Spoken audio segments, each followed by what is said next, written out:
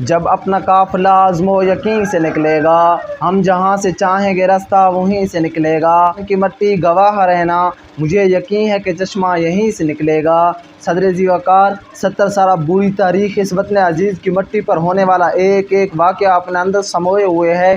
ہم ہیں کہ اقبال کے تصور کو تصویر، جب یہ عشق اور بڑھا تو اقبال کے خواب کو تعبیر ہے، اور یہ عشق اور آگے بڑھا تو سرسبز تقدیر کر کے ہم آگوش رہے۔ ہم سمندروں کا سینہ چیر کر، پہاڑوں کے ذرے ذرے کو جھنجھوڑ کر، ہواؤں کا رخ موڑ کر وطن یاب رہے، اور یہ سچے لوگ تھے جنہوں نے اس سے آگے کی ٹھان لی۔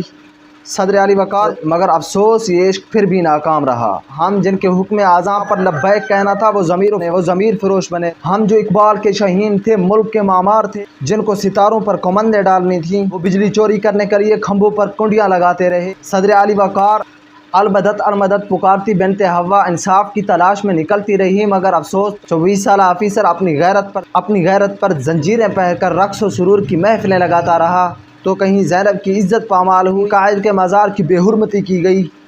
صدر علی وقار ہم وہ تھے جن کے نعروں سے کیسر و کسریٰ کی در و دیوار ہل جاتے تھے، مگر ہم آج صم بکم خاموش تماشا۔ وہ عشق جھوٹا نکلا، لیکن لوگ پہلے والے سچے تھے۔ ہم نے یہاں سچائی میں منافقت کو شامل کیا۔